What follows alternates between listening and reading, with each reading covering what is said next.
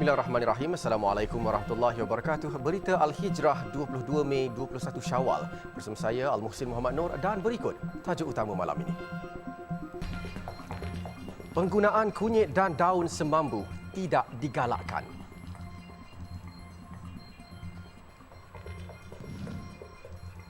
Juga subsidi ayam akan dipercepat.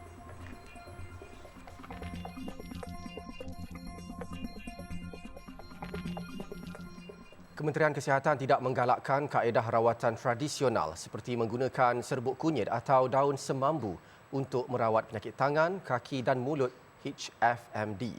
Sebaliknya, jelas Timbalan Menteri Kesihatan Datuk Dr. Nur Azmi Ghazali, orang ramai digesa membawa anak-anak terus berjumpa dengan doktor pakar sekiranya mempunyai simptom jangkitan wabak tersebut. Dia punya ruam, dia blister, ulcer dia dekat mulut. Jadi dia memang tanda-tanda utamanya dia tak nak makan. Tak nak makan, minum pun tak nak. Jadi itu bahaya. Kalau pastikan minum air, pastikan anak-anak tu minum air yang kita bagi dia boleh minum sikit-sikit, tengok air yang masuk tu. Dan katalah tak boleh minum langsung dan sebagainya, memang perlu diberikan secara intravenous. Maknanya kena pergi ke hospital. Sebab kita tak nak anak jadi lemah. Jadi lemah je sebab tu saja. Dan kebanyakannya ini kena pada anak-anak yang kanak-kanak yang bawah pada 10 tahun. Datuk Dr. Nur Azmi berkata demikian kepada media pada majlis jamuan Hari Raya di kediaman beliau di Taiping hari ini. Jelas beliau setakat ini tiada rawatan khusus dari segi sains untuk merawat penyakit HFMD. Namun katanya ia bukan alasan kepada mana-mana pihak untuk tidak berjumpa dengan pakar kerana ia akan mengganggu usaha pengawalan wabak terbabit. Tambahnya, walaupun tidak ada kes kematian dilaporkan setakat ini, namun negara ketika ini sedang melalui endemik HFMD dan ia agak membimbangkan. Datuk Dr. Nur Azmi berkata kes meningkat begitu tinggi dan cepat ketika ini berbanding waktu yang sama tahun lalu. Pada minggu ini, lebih 7,500 kes dikesan berbanding 1,600 kes pada minggu sebelumnya. HFMD adalah penyakit yang sering berjangkit dalam kalangan kanak-kanak disebabkan jangkitan virus daripada kumpulan enterovirus dan ia merebak melalui sentuhan secara langsung dengan air liur, cecair hidung, cecair lepuh atau blister dan najis pesakit. Mereka yang dijangkiti penyakit HFMD biasanya akan menunjukkan satu atau lebih tanda seperti demam, ruam melepuh pada kaki, tangan atau ulcer pada mulut dan lidah. Kanak-kanak juga mungkin mengalami muntah, cerit-berit dan kurang selera makan. Baik, krisis ketiadaan ayam. Di Johor, bekalan itu dijangka terus meruncing sehingga minggu depan dan mengambil masa untuk pulih semula. Tinjauan kru Al-Hijrah di sekitar Pasar Awam Lakin, Johor Bahru mendapati sebilangan peniaga mengeluh berikutan ayam yang diterima daripada pembekal semakin berkurangan. Segelintir peniaga yang ditemui memaklumkan terdapat beberapa premis menjual ayam terpaksa menutup operasi berikutan ketiadaan bekalan ayam. Jelas mereka tempahan ayam harian kini hanya diperolehi 40 hingga 30% saja. Kalau permintaan wang masa raya tu kalau ikutkan standard lah. Kalau raya biasa dulu macam sebelum Covid ni pun kita permintaan memang tinggi. Dulu lagi teruk tau. Saya dulu sebelum Covid ni pakai ayam sampai 3,000 nak raya. Tapi tahun ni nak raya baru dapat 600 sahaja. 600 ekor saja. Macam mana kalau dia kata permintaan lebih tinggi? Memang ayam ni daripada Covid satu hari tu ayam dah ada masalah. Alasan orang ayam sakit lah, apalah ayam tak membesar lah. Jadi kita tak tahulah motif yang sebenarnya kita tak tahu. Bekalan ayam memang kekurangan lah sekarang ni sebab kita pun ada order banyak tapi sampainya pun tak macam kita order 500 datangin 200. Kadang ni datangin 100. Begitu. Memang dah berapa hari dah. Dah 3 hari 4 hari juga kurang ayam. Memang tak ni lah. Kita punya ayam sendiri pun tak cukup juga pakai. Jadi orang pun ada yang kadang-kadang ada yang dapat, ada yang tak dapat. Nasib lah benda ni semua. Itu sepatutnya kena tanya daripada ladang, pemborong apa semua. Pasal kita ni tukang jual je. Yang biasa kena marah pun kita orang juga. Bila harga naik pun kita orang juga kena marah. Tapi sepatutnya daripada tengah, daripada ladang sepatutnya yang diorang tanya kan sebenarnya. Kenapa ayam ni tak ada? Sebab kita ni tinggal jual ayam yang runcit kan. Kita cuma peruncit, bukan pemborong, bukan penternak. Jelas mereka jika keadaan berterusan sebegini, peniaga dan pelanggan akan terus terhimpit. Sehubungan itu, kerajaan digesa untuk mengambil langkah proaktif dan bukan hanya memantau harga ayam sahaja. Sementara itu di Kelantan, tinjauan kami di sekitar Bandar Kota Baru mendapati bekalan ayam mengalami kekurangan hampir 50% sejak beberapa hari lalu dan ia menimbulkan keresahan orang ramai kerana semakin sukar mendapatkannya. Tinjauan kru Berita Al-Hijrah di Pasar Siti Khadijah dan kedai makan sekitar bandar itu mendapati masalah kekurangan bekalan ayam segar yang didakwa bermula sejak Ramadan lalu bertambah kritikal pada minggu ini apabila stok ayam sukar didapati. Salah seorang peniaga ayam segar, Zarina Abdullah, yang sudah berniaga hampir 20 tahun berkata bekalan ayam yang diterimanya tidak stabil sejak awal tahun, namun ia menjadi semakin bermasalah minggu ini apabila hanya menerima 50% daripada bekalan yang ditempah daripada pemborong. Boleh hantar ni ya, sekadar dah lah. Kalau boykot sungguh, gak memang tak ada. Ada lagi, buat masalah ni Alhamdulillah lah ada lagi. Boleh menego lagi. Tak ada pun kita boleh nego, boleh buat ke customer kita Alhamdulillah lagi. Kalau nak jual pun sikit-sikit boleh lagi. Tak bukannya tak ada terus pun lagi. Seorang lagi peniaga, Zulkifli Yusof, berkata dia masih boleh berniaga ayam setiap hari dengan kuantiti yang ada, namun ada kala terpaksa menaikkan harga. Ayam kurang hari ni, ayam kurang banyak hari ni. Ayam kurang. Kalau order tu sampai separuh ke? 50% ada. Lepas tu, harga dia mana? Harga dia tinggi sikit hari ni. Setakat raya kemarin ni tinggi sikit. Bekalan ayam yang tidak mencukupi ini juga turut menyebabkan peniaga kedai makan bimbang apabila mereka tidak dapat memenuhi tempahan yang dipesan pelanggan. Malah ada peniaga kedai makan yang terpaksa menukar menu jualan dengan menggantikan ayam kepada daging ataupun ikan. Pasar raya tu ada lah tapi dia tak beri banyak. Atas ekor, 2 ekor, seorang itu pun aja kecil. Gitu, payah nak nego lah ni. Harga mahal, payah. Abang nego ni mana saya ayam mana? Abang lah ni nego ayam tidak buat lah mana, daging ya. Daging goreng dia bagi, pagak nasi kerabu dia bagi. Ayam tak ada juga, kalau jumpa ayam kita beli ayam, kalau tak jumpa kak. Pakai daging gitu je lah. Abdul Rahman yang sudah lebih 30 tahun berniaga makanan berharap masalah bekalan ayam dapat diselesaikan kerana ia menjejaskan pendapatan peniaga ayam dan juga pemilik kedai makan sepertinya. Dalam pada itu, Kementerian Pertanian dan Industri Makanan MAFI dalam kenyataannya hari ini memaklumkan laporan isu kartel ayam yang menghentikan operasi ladang adalah tidak tepat. MAFI berkata alasan ayam di ladang belum mencapai berat jualan juga adalah tidak selari dengan hasil pemeriksaan yang dilakukan oleh Jabatan Perkhidmatan Veterina DVS. MAFI menjelaskan menerusi sesi libat yang diadakan antara kedua-dua pihak. Syarikat ladang ayam terbabit memberi jaminan bahawa ladang mereka akan terus membekalkan ayam untuk keperluan pasaran tempatan. Khususnya ayam diproses sama ada dalam bentuk ayam bulat, ayam super, ayam standard serta keratan ayam. Bagaimanapun, DVS tidak menafikan terdapat ladang-ladang ayam menghadapi masalah kenaikan berat badan ayam yang terganggu akibat kualiti dedak makanan ayam, jangkitan penyakit, keadaan cuaca panas yang melampau sehingga mengganggu pembesaran ayam di ladang terutama di reban sistem terbuka. Dan secara langsung, ia memberi kesan kepada bekalan ayam di kawasan-kawasan tertentu. Mengulas lanjut mengenai isu pembayaran subsidi ayam, MAFI memaklumkan bahawa proses penilaian pemberian subsidi ayam melalui DVS kepada penternak yang mengemukakan permohonan sedang dipercepatkan. Tambahnya, penternak yang memenuhi syarat dan telah mendapat kelulusan pembayaran akan mendapat tuntutan dalam tempoh yang dijanjikan. Kes penipuan Macau Scam di Selangor semakin membimbangkan dengan 156 kes dengan kerugian 19.8 juta ringgit direkodkan dalam 4 bulan pertama tahun ini.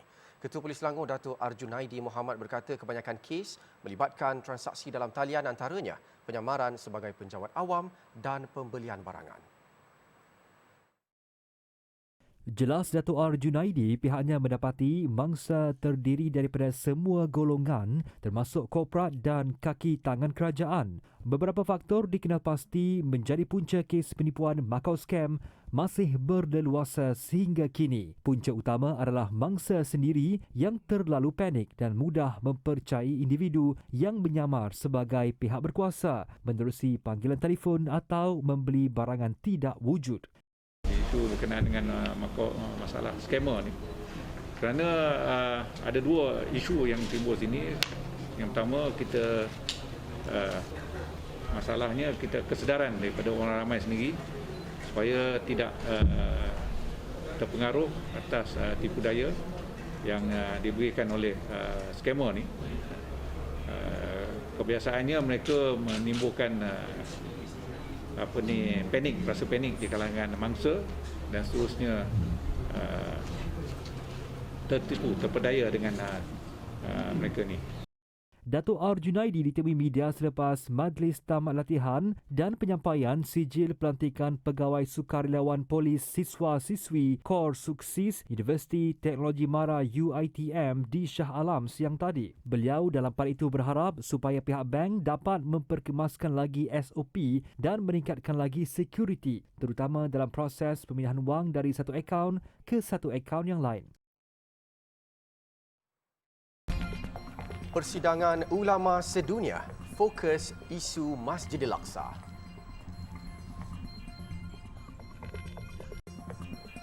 Alhamdulillah bertemu lagi. Penganjuran Siri Jelajah Aspirasi Keluarga Malaysia AKM di Sabah yang berakhir hari ini dilihat sebagai batu loncatan kepada usahawan di negeri itu dalam mengembangkan lagi perniagaan mereka. Kebanyakan usahawan ditemui memberi maklum balas positif. Seterusnya, peluang itu berupaya membantu mereka melangkah lebih jauh. Menurut usahawan, selain jualan laris, mereka juga dapat melakukan pemasaran dengan lebih meluas, lebih-lebih lagi ketika dapat berjumpa pengguna secara fizikal. Sambutan sangat memuaskan. Okey.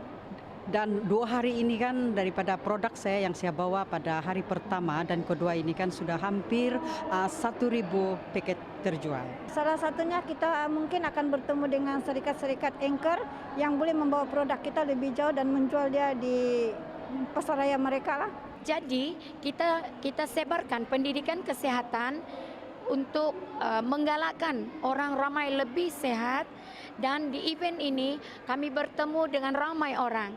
Selain daripada jualan laris, kami bertemu dengan ejen baru.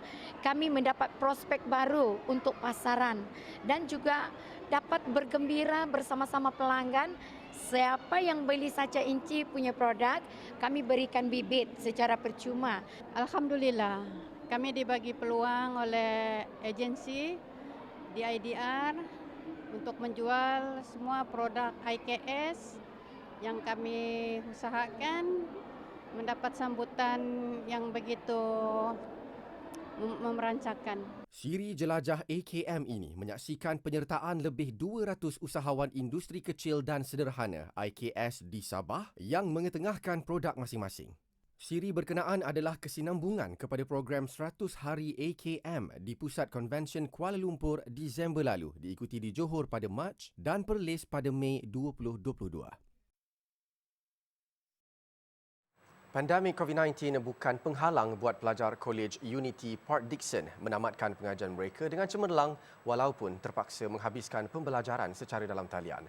Menurut Ketua Pegawai Eksekutifnya, Amir Hamzah Ahmad Isa, kejayaan itu merupakan hasil sinergi antara pelajar dan pensyarah yang bertungkus lumus memastikan pengajian dapat dihabiskan pada waktunya.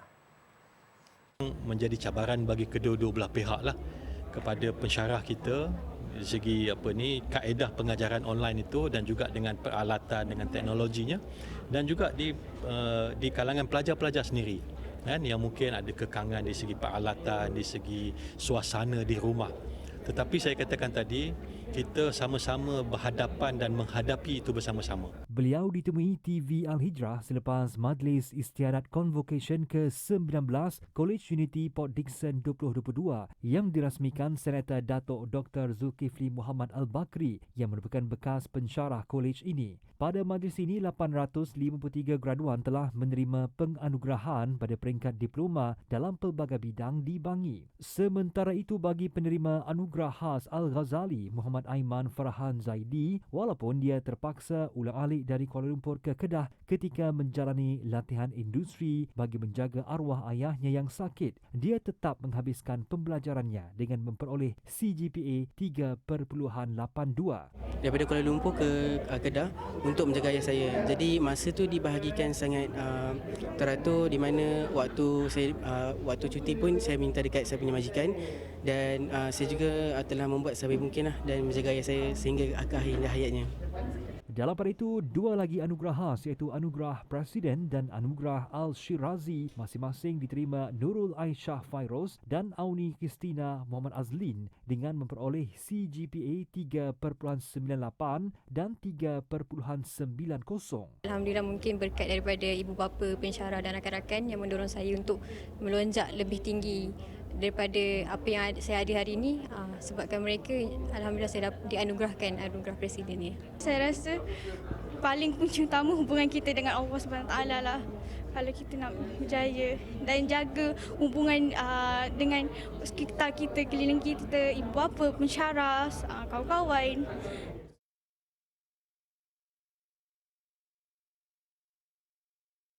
Sidang Kemuncak Persidangan Ulama Sedunia 2022.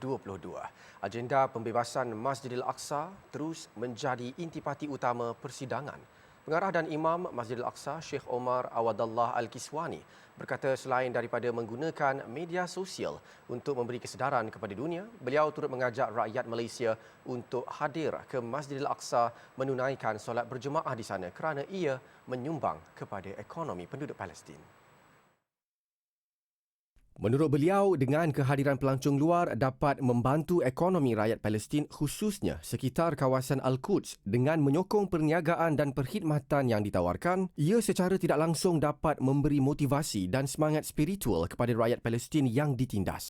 الدعم المادي هو جيد، ولكن نحن نقول يجب أن يكون هناك للعالم العربي والإسلامي دورا في زيارة المسجد الأقصى حتى نعلم لما نحن نرى إخوتنا المسلمين من العالم سواء من ماليزيا يصلون إلى الأسواق الفلسطينية وأيضا الفنادق الفلسطينية. هذا يؤدي أيضا يبين لنا أننا لسنا وحدنا. Dalam pada itu, beliau turut menzahirkan setinggi-tinggi penghargaan kepada kerajaan dan rakyat Malaysia yang sentiasa konsisten dengan pendiriannya dalam konflik Palestin-Israel. Beliau berkata usaha yang dilakukan Malaysia ini adalah suatu kebanggaan yang wajar dicontohi negara Islam lain. Dalam pada itu, Mursyidul Ampas, Datuk Haji Hashim Jassin yang juga salah seorang panel persidangan menyeru rakyat Malaysia terutamanya umat Islam untuk sentiasa cakna dalam membela hak rakyat Palestin kerana ia adalah isu akidah. Kita tidak boleh menganggapkan perkara ini ataupun isu ini hanya untuk orang Palestin di Gaza ataupun untuk Arab saja. Tapi isu ini adalah isu kita bersama, isu agama, isu orang Islam. Sidang Kemuncak Persidangan Ulama Sedunia hari kedua menyaksikan 5 orang panel menyampaikan pidato pada malam Pidato Aqsaku. Turut hadir pada persidangan kali kedua itu ialah para ulama, wakil negara Islam lain dan para pelajar dari pelbagai mahat tahfiz. Sementara itu, rakyat Palestin yang hadir pada majlis yang sama menzahirkan penghargaan kepada keluarga Malaysia yang sentiasa teguh berdiri bersama Palestin. Mereka yang telah menetap di Malaysia sejak 2016 berasa terharu dengan sokongan masyarakat tempatan dan berharap supaya terus mendoakan kebebasan Masjidil Aqsa. Menurut Mus'ab Yusof, rakyat Palestin yang juga guru sekolah antarabangsa di Putrajaya, selain sokongan material untuk rakyat Palestin, beliau turut mengharapkan doa yang berterusan supaya saudara se-Islam di sana tabah mempertahankan tanah suci Al-Quds. نقول للشعب الماليزي العزيز الغالي على قلوبنا شكرا لك على ما تقدمه لفلسطين. حفظهم الله ورعاهم أفضل ناس. هذا يعني الشعب الماليزي يقدم كل ما يستطيع ونحن نقدر ذلك. Menurut Barra Mahallawi, 16 tahun, antara bantuan lain yang boleh diberikan ialah dengan berkongsi video dan berita berkaitan Palestin supaya memberi kesedaran kepada orang ramai. يعني ممكن عن طريق فيديوهات قصيرة أو يخرجوا مع بعض يقولوا كلمات يخرج يعني لا أعلم. Kesemua mereka hadir sebagai pempamer di persidangan ulama sedunia dan mempromosikan teknologi virtual reality secara percuma yang membolehkan pengguna meneroka sekitar Masjidil Aqsa seolah-olah berada di sana. Sebentar lagi, hanya kerana seorang Muslim, lelaki dipukul hingga maut. Bertemu lagi. Pilihan Raya Umum Australia menyaksikan calon pembangkang daripada Parti Buruh, Anthony Albanese, mengambil alih pentadbiran negara itu setelah memenangi pilihan raya tersebut. Ia sekaligus menyaksikan Parti Liberal pimpinan Perdana Menteri Scott Morrison tersingkir. Menurut Albanese, kemenangan partinya adalah bukti rakyat Australia mengundi untuk perubahan. Pemimpin berusia 59 tahun itu berikrar akan membawa pembaharuan untuk menjadikan Australia lebih adil dan hijau. Beliau juga akan bertemu dengan pemimpin Amerika Syarikat, Jepun dan India di Tokyo esok selepas tempoh 24 jam dijadualkan mengangkat sumpah jawatan itu. Kemenangan Albanese dipacu oleh ketidakpuasan hati rakyat terhadap tindak balas kerajaan pimpinan Scott Morrison yang dikatakan perlahan, ia termasuk isu kemarau, kebakaran hutan dan banjir serta peningkatan kos sara hidup selain respon kerajaan terhadap pandemik COVID-19. Dalam pada itu, Perdana Menteri Scott Morrison mengucapkan tahniah atas kemenangan Albanese. Beliau yang mengambil tanggungjawab atas kekalahan itu mengumumkan pengundurannya sebagai Ketua Parti Liberal. Tasik Hamrin yang menjadi pusat tadahan air terbesar di timur laut Baghdad kini hampir kering. Keadaan itu mengakibatkan krisis bekalan air di wilayah berkenaan.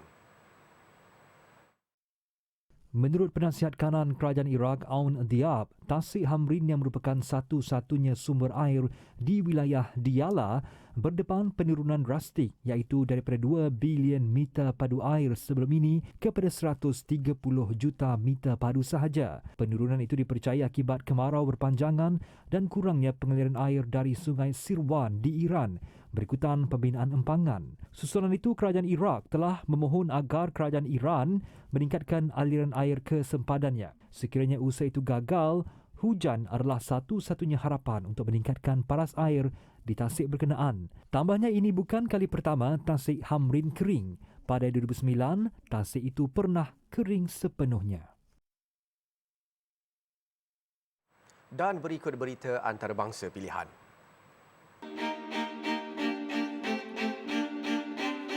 Seorang lelaki kurang upaya berusia 65 tahun dipukul sehingga mati kerana disyaki beragama Islam. Kejadian yang berlaku di bandar Nimuch di India itu telah tular di media sosial sejak semalam. Berdasarkan rakaman tersebut, mangsa dipukul kerana enggan menunjukkan kad pengenalannya dan mula ditampar sambil ditanya adakah dia seorang Muslim atau tidak. Pelaku Dinesh Kushwaha yang juga seorang suami kepada individu kenamaan ditahan polis dan disabitkan kesalahan kerana membunuh.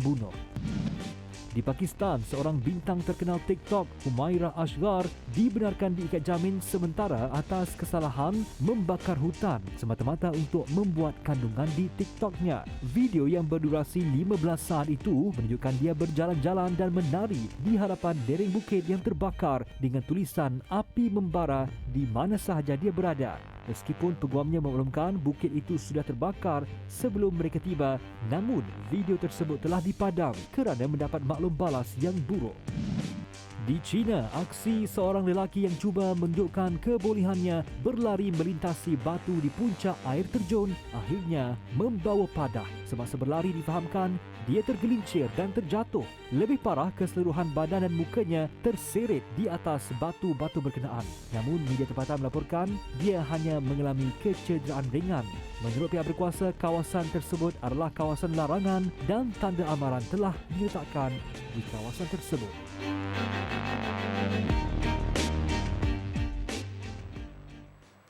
ruang dan masa beriadah haruslah menjadi keutamaan bersama bagi membina keluarga Malaysia yang sihat dan kekal aktif. Kita pastikan kemudahan, ruang dan masa untuk beriadah bagi keluarga Malaysia juga diutamakan. Sekian Berita Al-Hijrah. Ikuti kami di Facebook, Instagram, Twitter, YouTube dan TikTok serta layari alhijrahnews.com untuk pelbagai berita pilihan dan eksklusif. Saya Al-Muhsin Muhammad Noor. Assalamualaikum warahmatullahi wabarakatuh dan selamat malam.